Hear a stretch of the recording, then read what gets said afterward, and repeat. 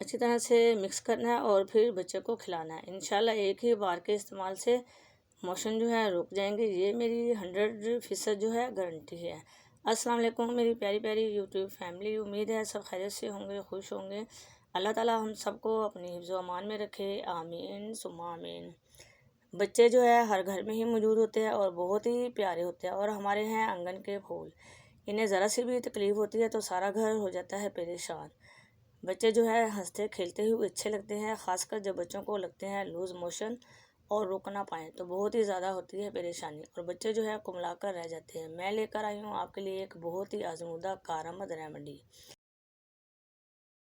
आज हम बनाएंगे आम की गुठलियों से पाउडर और इसका इस्तेमाल कैसे करेंगे और किस चीज़ के लिए है और कितना फ़ायदेमंद है, आपने देखनी है मेरी पूरी वीडियो। कोई भी जो है पार्ट जो है स्किप नहीं करना।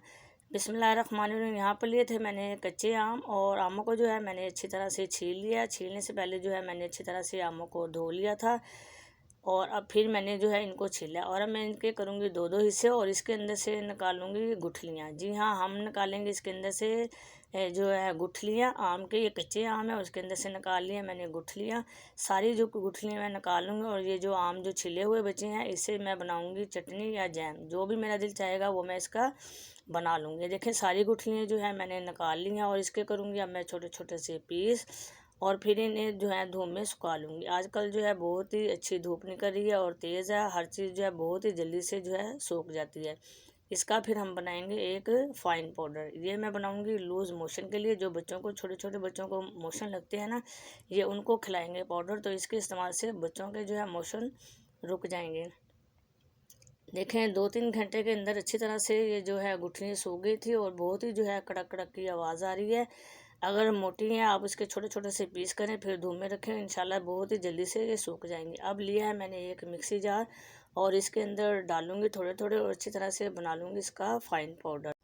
बहुत ही जल्दी से ये ग्राइंड हो जाएगा क्योंकि हमने छोटे छोटे से पीस करके इसको सुखा लिया था और अच्छी तरह से सूखने के बाद इसको करना है ग्राइंड। ये देखें मैंने अच्छी तरह से ग्राइंड कर लिया और पाउडर जो है बन चुका है, ये आपके सामने है। लेकिन अभी ये ज़रा सा थोड़ा सा मोटा है, इसको मैं अच्छी तरह से छान लूँगी ताकि इसके अंदर कोई भी जो पार्ट गुठलियों का रह गया है उसको हम दोबारा से जो है ग्राइंड कर लेंगे। अब लिया है मैंने एक बाउल और इसके ऊपर रखा स्टैंड और इसको अच्छी तरह से छान लूँगी।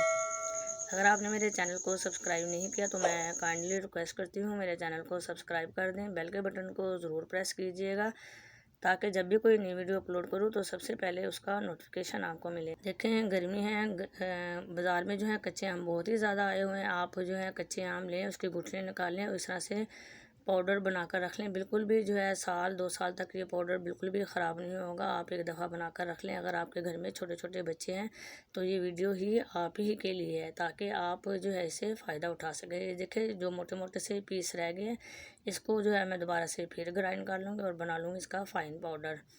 ये देखिए अच्छा सा जो है पाउडर बन चुका है। मैं आपको इसका जो है तरीका इस्तेमाल बताती हूँ कि किस तरह से हमने बच्चों को खिलाना है। ये जो मैं बना रही हूँ 2 साल के बच्चे के लिए बना रही हूँ। अगर 2 साल का बच्चा उसको मोशन लगे हैं तो आपने किस तरह से उसको देना है।